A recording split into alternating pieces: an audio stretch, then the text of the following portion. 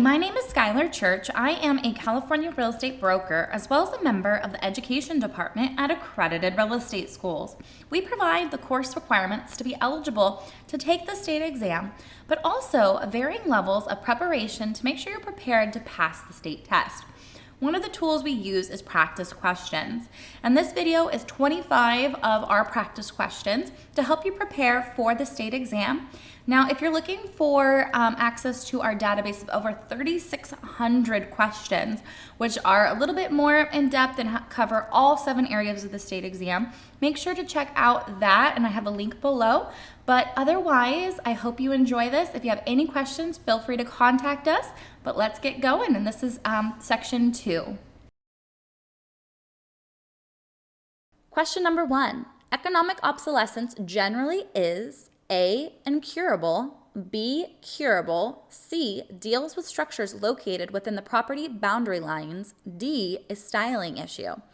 Okay, so the first thing we want to do is understand the question and think about what we know. So we're talking about economic obsolescence. Well, that falls under depreciation. So remember, that's depreciation under appraisal concepts. And we have physical deterioration, functional obsolescence, and economic obsolescence. Well, economic obsolescence, that's one that is outside of the property lines. And because of that, you don't really have control over it. Due to that, what we would know is A, economic obsolescence generally is incurable. And a little bit more of this, because if we were talking about curable, we would be talking maybe about physical deterioration or functional obsolescence. And if it deals with structures located within the property boundary lines, then we'd be also talking about maybe physical deterioration or functional obsolescence. And a styling issue, that usually refers to functional obsolescence. And let's break this down a little bit. So when we have depreciation, which is a loss in value from any kind, we have physical deterioration. That's just simply the building wears out. It's showing the wear and tear. Functional obsolescence, styling issues within the property line. So for instance, a very popular example of functional obsolescence is if you're in a neighborhood where everybody has a 2-car garage and you only have a 1-car garage. That is a styling issue. Or for instance, if most properties have 2 bathrooms in the neighborhood and you only have 1 bathroom, that's functional obsolescence. But those are curable that we've talked about so far, whereas they might be expensive, but they are curable. Whereas economic obsolescence, this is external issues outside the property line. So sometimes they like to call economic obsolescence external obsolescence. And this is something that is really hard to control because it's not in your property. So usually, and most of the time, and pretty much all the time, it'll be incurable. And that's what really sets it apart from the other 2. Question number 2. A person purchases a home and discovers that his home is located 3 feet onto the neighbor's property. This is an A, protrusion, B, encroachment, C, easement, D, license. Okay, so this is a very popular question, and when we're going through it, what we're talking about is you purchase, for instance, a home, and you discover that that home is actually located 3 feet over and it's not onto your neighbor's property.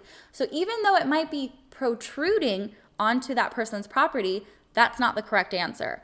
If you've never heard the term before, I will be honest with you, that's probably not the correct answer. They're trying to trick you here. So protrusion's not correct. Is it an encroachment? Well, it is encroaching on the other person's property, and it's on their property line. So that looks to be the correct answer. And easement, of course, falls under encumbrance, and this looks to be an encumbrance. It just looks like it's more of an encroachment. And no, it's not a license. And so the best answer is B, encroachment. And here's a little bit of an example. So for instance, you have a property, you purchase it, but you thought the property line was actually right here.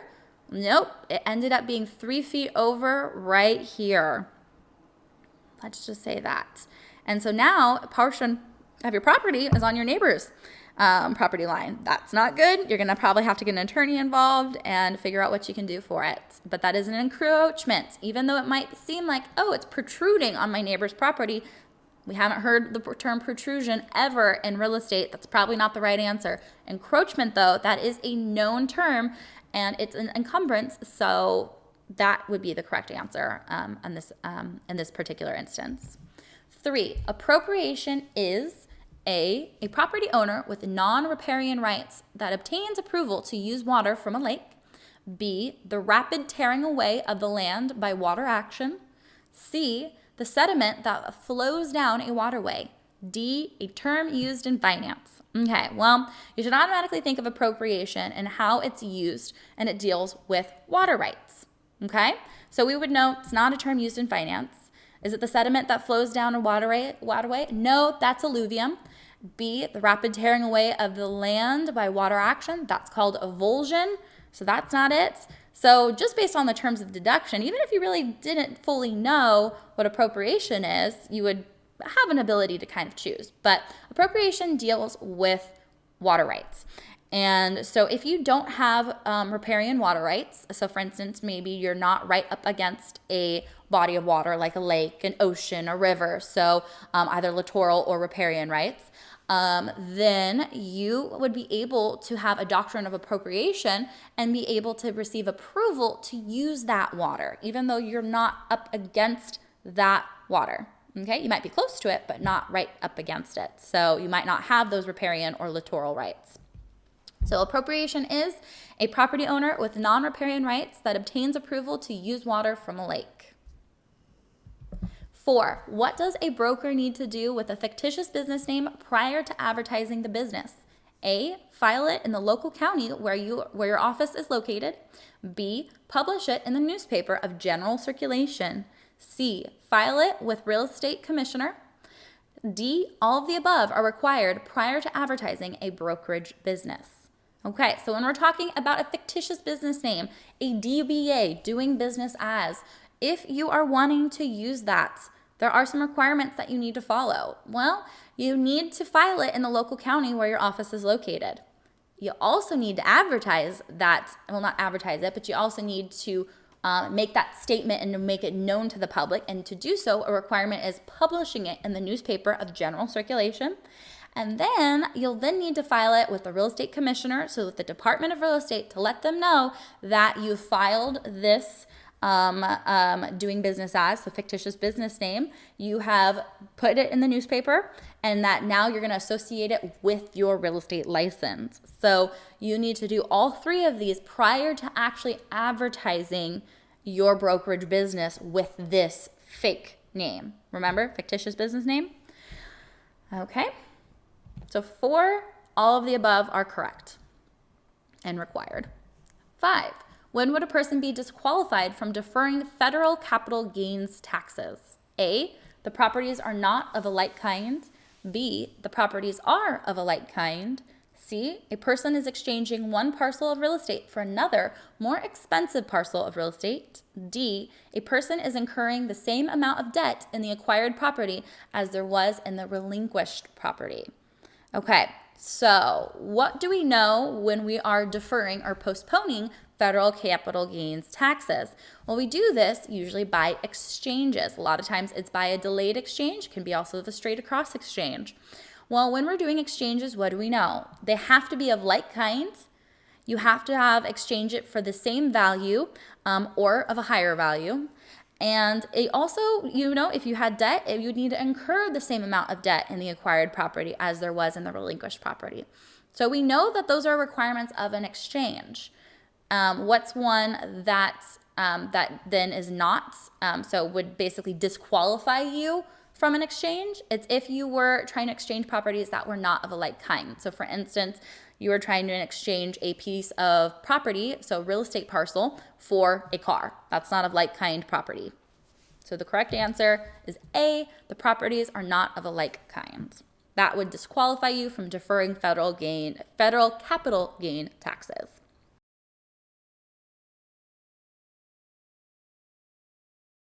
One, a house costs $300,000. Loan was $250,000. How much was one discount point? A, $6,000, B, $3,000, C, $2,500, D, $250. Well, as always, we got to look at the question. What are they asking here? What is one discount point worth in this question? Well, discount points we know are 1% of the loan amount, and you pay that up front to reduce your interest rate. So if the loan was $250,000, one discount point would be 1% of that. So that would be $2,500. So C is the correct answer. So to clarify, discount points. So a borrower can pay a lender money up front, and this is called a discount point, and it reduces or discounts the loan's interest rate. So a discount point is 1% of the loan amount. And so 1% of the loan amount you would pay, so in this example, $2,500, and you would be able to reduce the interest rate. Usually it's reduced about 1/8%. But in this particular question, it was asking what the cost of the discount point. 2, if a buyer would like to move in early, what should the agent do? A, set up a temporary lease with the buyer prior to informing the seller. B, obtain written consent from the seller. C, use a separate purchase contract to memorialize the event. D, utilize a separate agreement between the buyer and the agent. Okay, so the buyer is wanting to move in early to the property, which honestly is not usually a good idea because it can involve a lot of issues with insurance, the seller, if the buyer doesn't close on it, and then getting the buyer out. But sometimes, it could work out. And so in this case, the buyer wants to. So what does the agent, so the agent representing the buyer, want to do? Well, yes, you would want to set up a temporary lease. We call this a short lease or an interim occupancy agreement. But you don't set it up with the buyer prior to informing the seller. You need to have the seller's consent. So the best answer out of all of these is B, obtain written consent from the seller. And this written consent is going to be a short lease, so like an interim occupancy agreement, and this will allow the buyer to move in early. You wouldn't use a separate purchase contract, and you wouldn't utilize a separate agreement between the buyer and the agent. Now, this agreement, though, could be between the buyer and the seller, then that might be a correct answer. But no, the best answer for this question is B, obtain written consent from the seller. 3, if the seller changes his mind regarding selling a property and the buyer wants to gain access to the title, what could the buyer do? A, file an interpleader action. B, record a mechanics lien. C, start a suit for breach of contract. D, institute a suit for specific performance. So if we break down the question, we're looking at the fact that the seller doesn't hold up their end of the bargain. Due to that, the buyer is wanting the seller to do so. So what can the buyer do to actually have the seller convey the property to the buyer? Well, out of these answer options, 2 should be sticking out to you because we know interpleader action is not applicable in this particular instance. This is something that's usually done within escrow when there's a dispute in escrow, usually over like an earnest money deposit. So we can just discard those as valid options because they're not. So then we're looking at C and D. Well, a seller is in breach of contract, so the buyer could start a suit for that. But then there's the option, though, of institute a suit for specific performance. And that is the best answer because specific performance is basically deals specifically with these types of issues where you're wanting to make the buyer or the seller hold up their end of the bargain. So in this case, the seller actually sell the property to the buyer. And so that would be the best answer. Of course, though, this specific performance, remember the consideration. So the thing of value or service that you're providing has to be reasonable for it to actually be held up in court. So D is the correct answer. 4, the minimum clearance for a raised foundation crawl space is A, 12 inches, B, 18 inches, C, 24 inches, D, 36 inches. Okay, so we're talking about a raised foundation, that crawl space. What is the minimum clearance? Well, you have to have this memorized, and you should know 18 inches. 18 inches.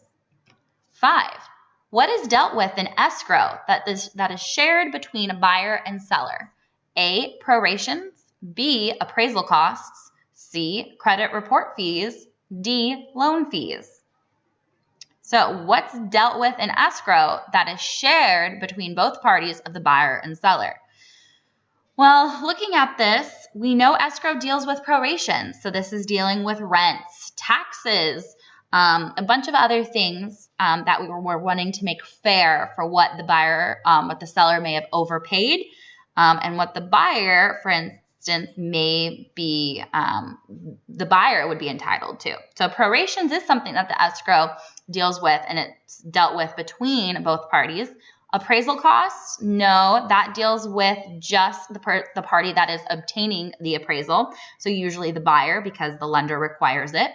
C, credit report fees, no, that wouldn't be something shared between the two parties. And loan fees, no, because the buyer is the one that's ascertaining the loan. So the loan's not required for the deal, but it is required for the buyer for their financing. So that's not shared between the two.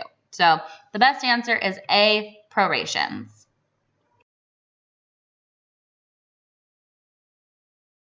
A property encumbered by a trust deed is sold. A preliminary title report would show A, the buyer as trustor of that deed of trust, B, the buyer as trustee of that deed of trust, C, the seller as trustor of that deed of trust, D, the seller as trustee of that deed of trust.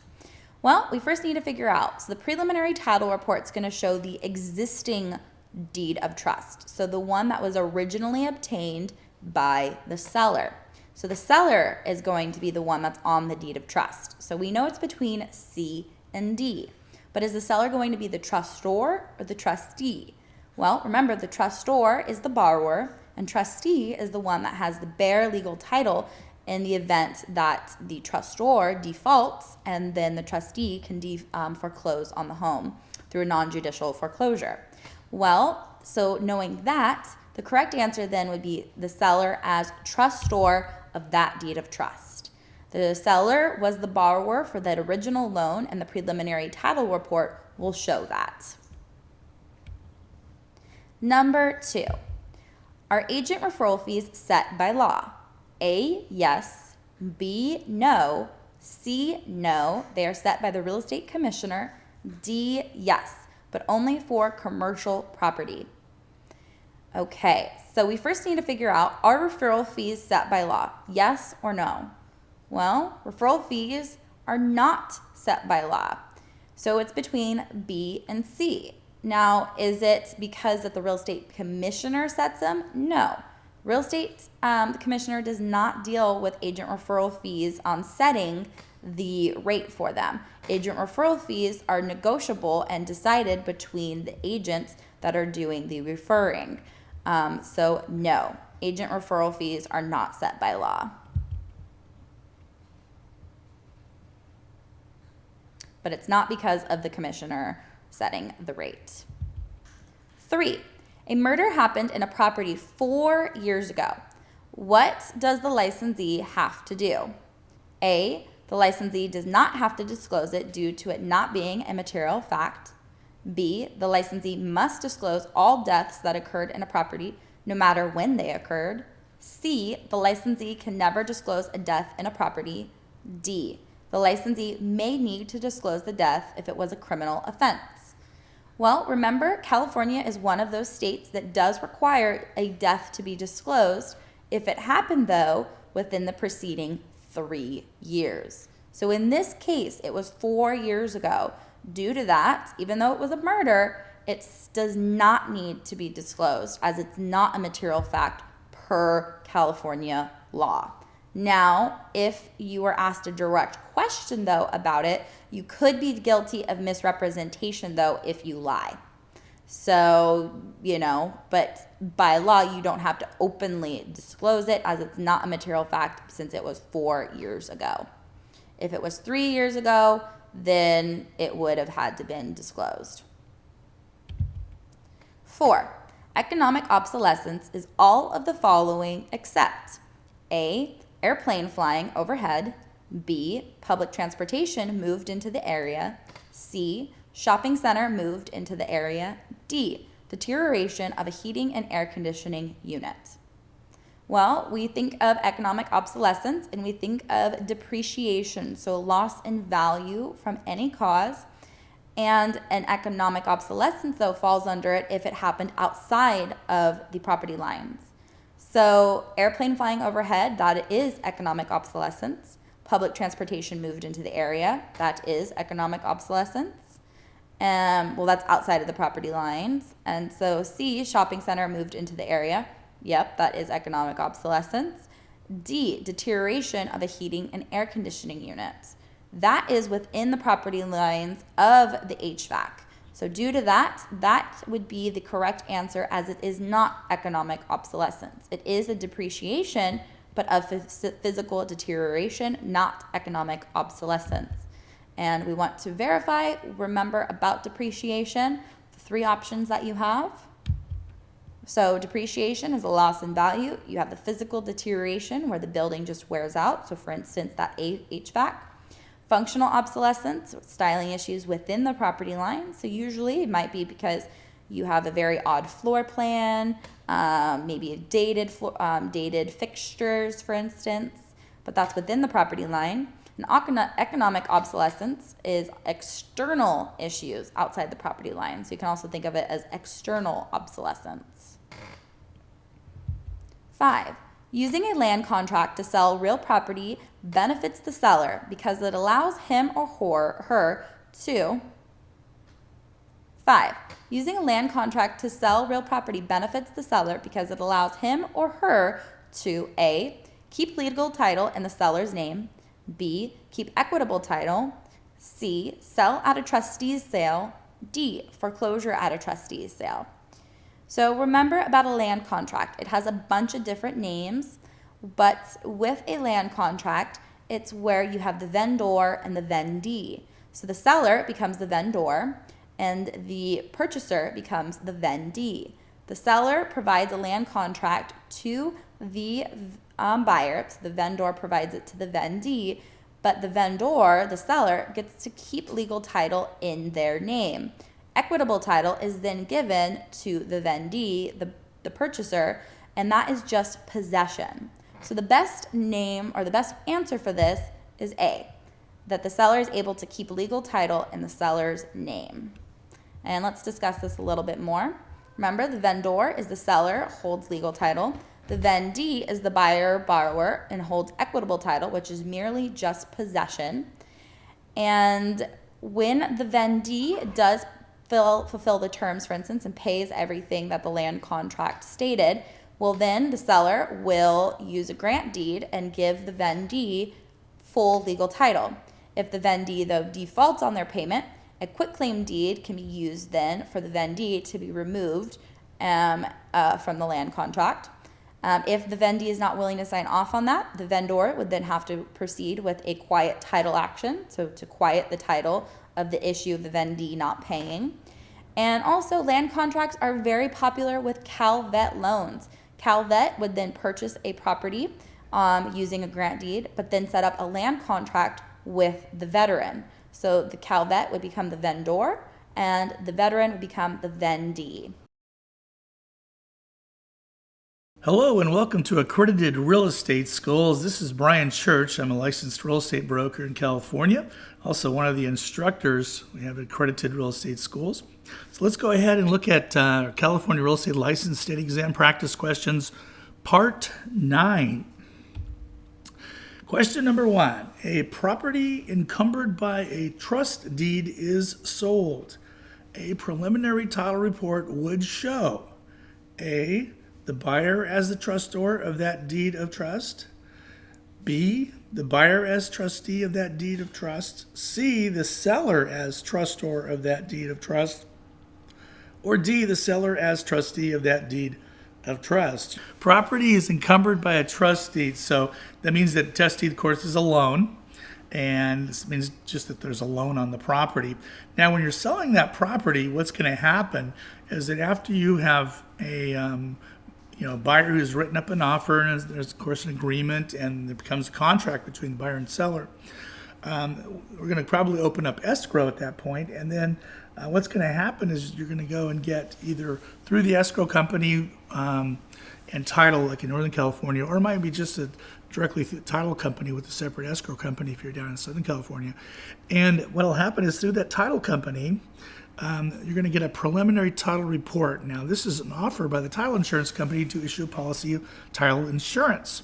And this is like a laundry list for us, for real estate professionals, to go through, find out what's going on with the property. And what happens is it shows all the stuff that's on the property, including the seller's existing loan. So that seller's existing loan that's on there will show up in the preliminary title report.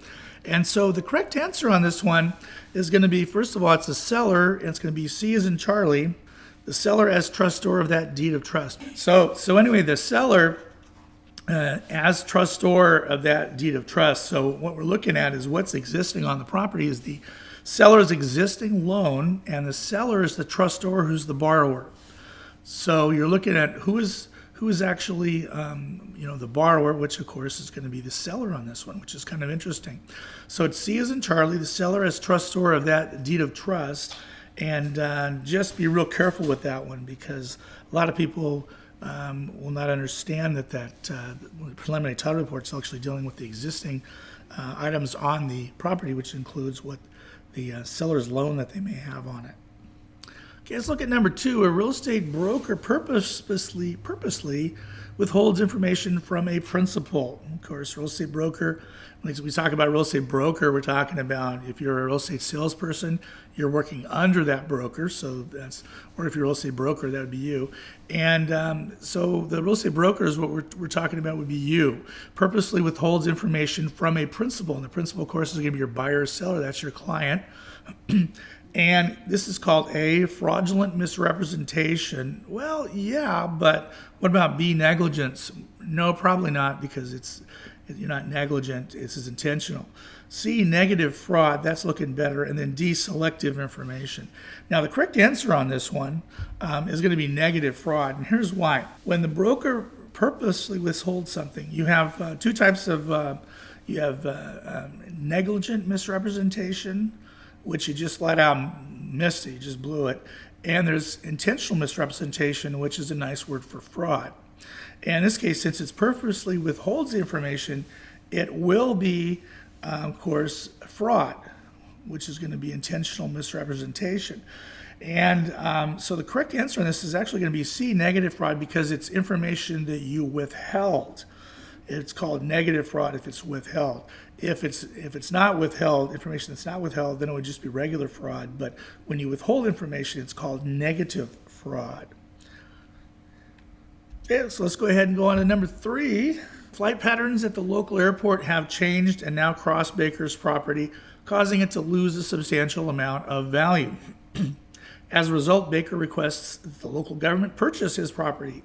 Baker's action is best described as, and the correct answer on this one is going to be inverse condemnation action. So what this means is that when a flight pattern comes across your property and causes it to lose value, right?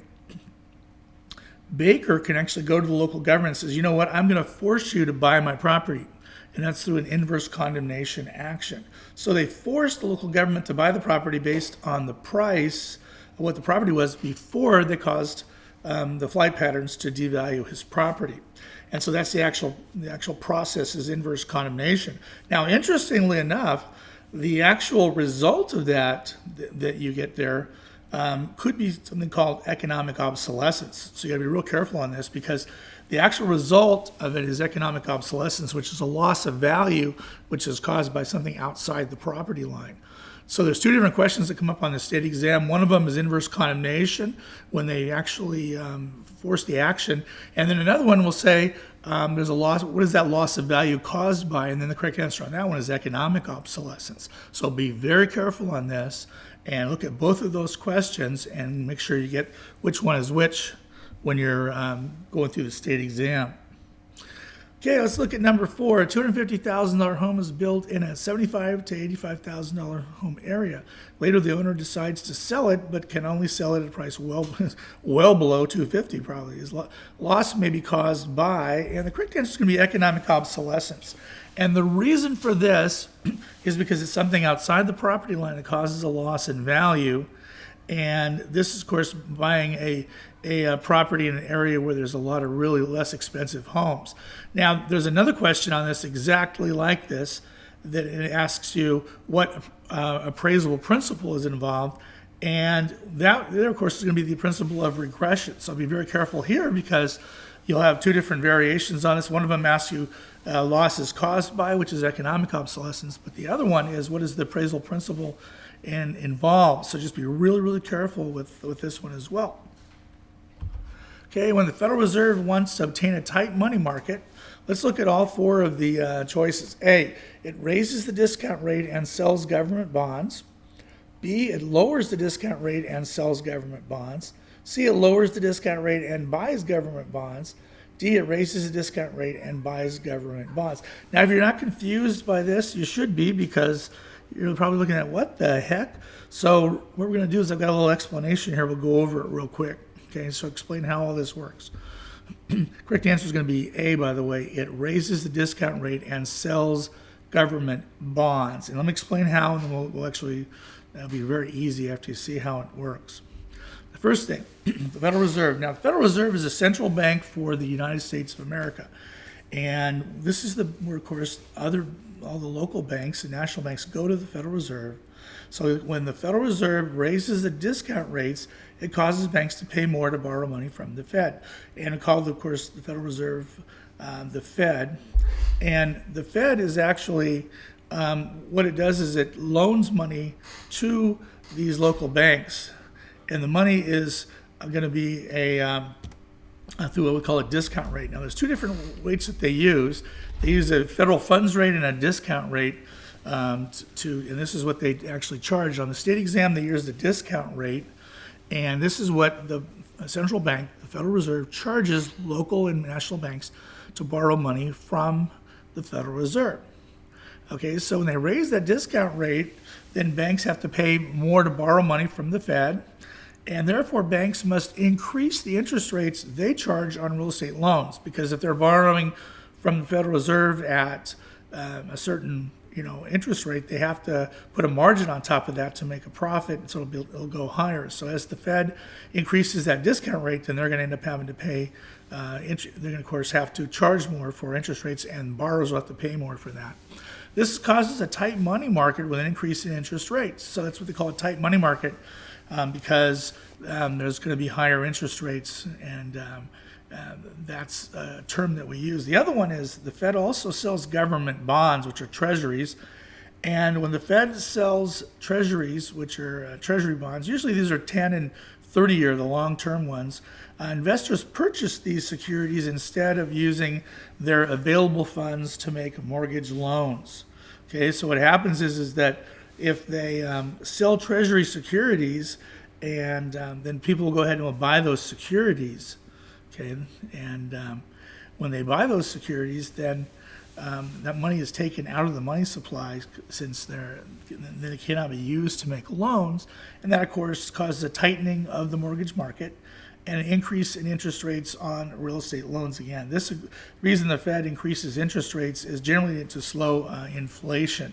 So that's what they actually use for that, and that's what the Federal Reserve does to do that. So let's go right back to where we were at and see the question. When the Federal Reserve wants to obtain a tight money market, A, it raises the discount rate, so now banks have to pay more money to borrow from the Fed, which then increases interest rates out there, and of course causes a tight money market.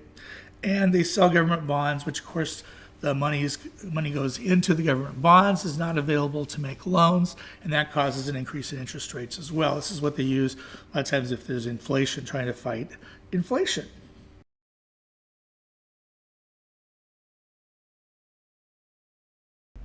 One, the separate property of a married person who dies intestate will A, be divided evenly between husband and wife, B, be divided 50% to the spouse and 50% to a single child.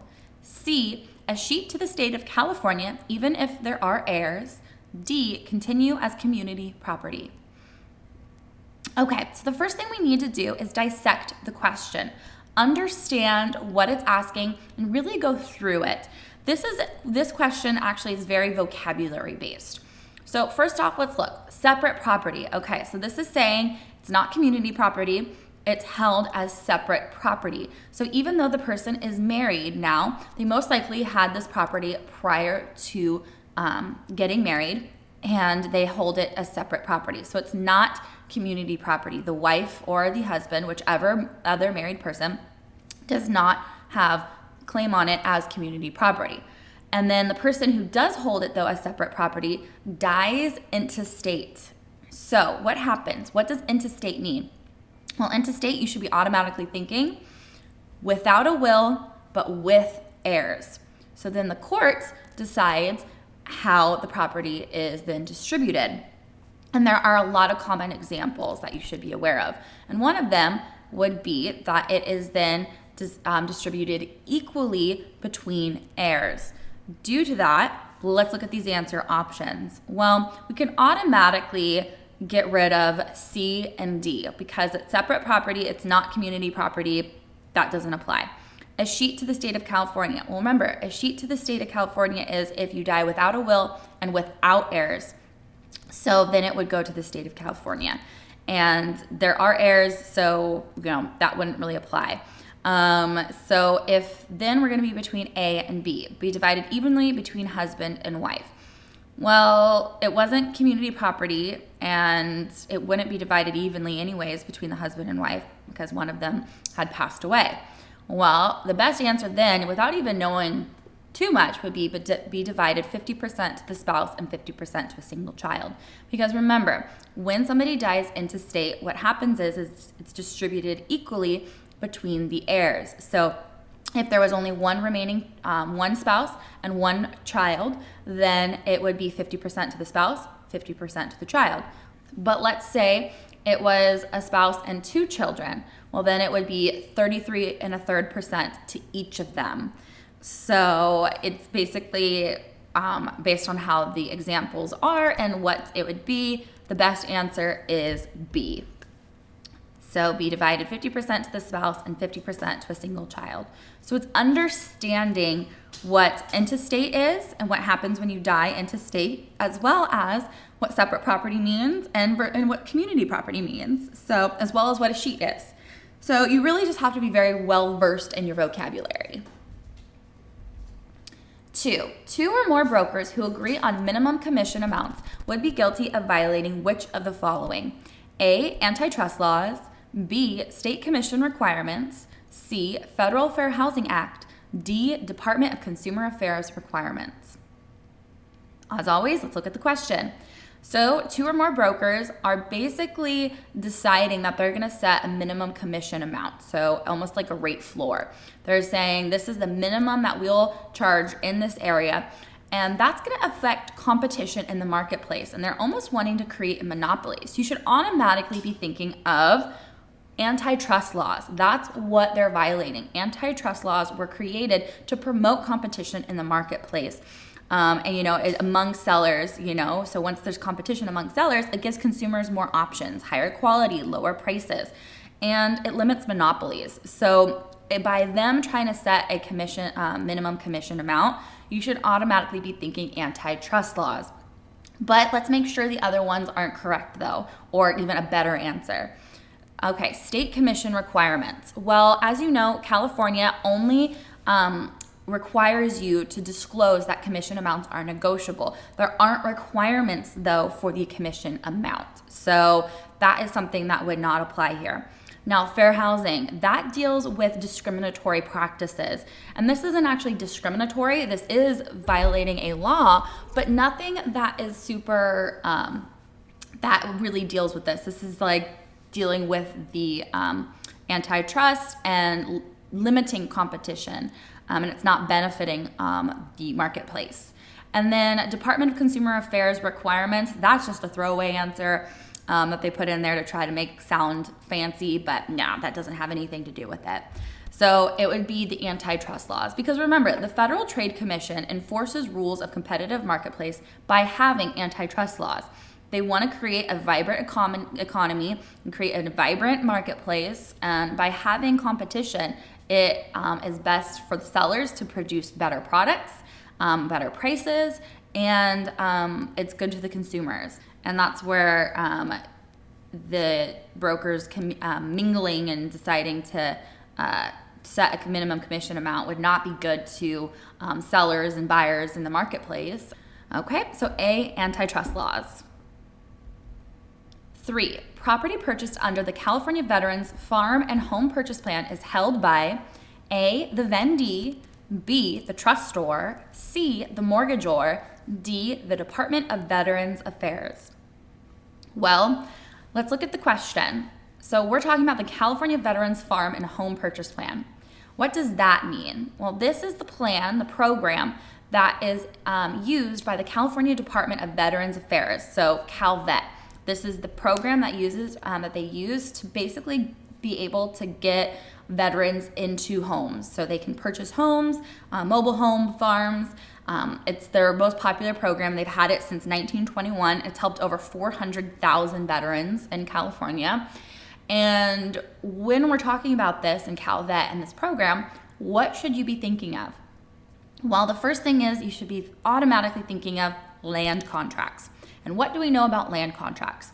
Well, CalVet, when using this program, they purchase a property and then they will establish a land contract with the veteran. And when we have land contracts, we should be thinking of vendee and vendor. Remember? Vendor is basically like the seller, for instance, and the vendee is the veteran, is the one that's actually going to be paying the vendor. So the vendee has equitable title and the vendor has a legal title. Now, so we can automatically take the trustor out. That's not a correct answer option because of we're not dealing with deeds of trust here. Then the mortgagor, no, we're not dealing with mortgages. So what then are we left with? A and D, the vendee and then the Department of Veterans Affairs. Well, who holds title, basically? So that's what they're asking here when the purchase plan for the CalVet is used. Well, the vendor does. So the vendor is the California Department of Veterans Affairs, CalVet. Now, even though it just says Department of Veterans Affairs, they are insinuating that it's the California one because of the question. So the best answer is D, the vendor, who is the Department of Veterans Affairs. So, and these questions right here, you have to know stuff to be able to answer them. Otherwise, it can be very complicated. Even though it seems like a very simple question, you have to do some deductions and understanding of what you know about it to then answer the question to the best of your ability. 4, the Alquist-Priolo Special Earthquake Studies Zones Act requires certain disclosures to be made when a property is located near A, known liquefaction areas, B, areas of known shaking, C, earthquake fault lines, D, none of the above are correct. Well, what do we know about Alquist-Priolo Special Earthquake Studies Zones Act? This deals with the disclosure that a seller has to do to a prospective purchaser of their property when the property is located within that quarter-mile strip of an earthquake fault line. So the best answer, just by knowing this, looks to be C, earthquake fault lines. But let's just verify. So we know Alquist-Priolo does not deal with the known liquefaction areas. Areas of known shaking, no, because all of California is known to be earthquakes. You know, you could have earthquakes throughout, but within the actual fault line, that's the important part when it comes to Alquist-Priolo. If you're an eighth of a mile on each side of the fault line, then you have to disclose that to a buyer. So the best answer is C, earthquake fault lines. 5. The booklet entitled A Homeowner's Guide to Earthquake Safety must be provided to a buyer who purchases a home that was built before A, January 1st, 1960, B, January 1st, 1972, C, January 1st, 1987, D, January 1st, 1988. So in California, there are some dates that you have to have memorized. There's no way around it. I don't really have a mnemonic or something to help you remember it, but you just have to memorize it. So one of them is in California, that booklet that deals with the homeowner's guide to earthquake safety. If you are purchasing a property that was built before this date, when you're basically required to be provided this booklet. So the date you should be thinking of is January 1st of 1960. So if a home was built prior to the 1960s, you need to have the booklet of a homeowner's guide to earthquake safety as a buyer. And that needs to be provided to you. It goes over a lot of information, a lot of great things to make you aware of it. Especially because, these homes then are older and they could be prone to more issues if an earthquake were to happen. Of course, an earthquake is dangerous no matter what, but that's what they really want you to be aware of as main sources of issues for safety concerns. So any home built prior to January 1st, 1960, if you are selling it, you as a seller need to provide the buyer this booklet of a homeowner's guide to earthquake safety. If you're using a real estate agent, usually they will assist with this, and you want to have receipt that the buyer was given this booklet. So here is a little bit of the introduction of the actual booklet. This is produced by California government, and they basically are saying, earthquakes are inevitable in California, and they can be destructive and deadly. And so it goes through a lot of information to say, hey, this guide we want you to be aware of. It helps, maybe to prevent some injuries, save lives, and avoid costly property damage from earthquakes. So they say it'll go over the most common earthquake-related hazards that can damage homes, how to find and then fix the potential structural risks in a home, and also more information on just earthquake safety. So it goes over a lot, and it's a really good one to be aware of and to know about, and it has lots of pictures. So I do recommend being aware of this, especially since you're going to be, once you're licensed and providing this to buyers, you should be aware of it. So you can find this easily online. And that is it. My name is Schyler Church. I'm with Accredited Real Estate Schools. We thank you for watching. If you have any questions or comments, please feel free to contact us. Also, like and subscribe so we can keep producing new content. And good luck with your licensing journey.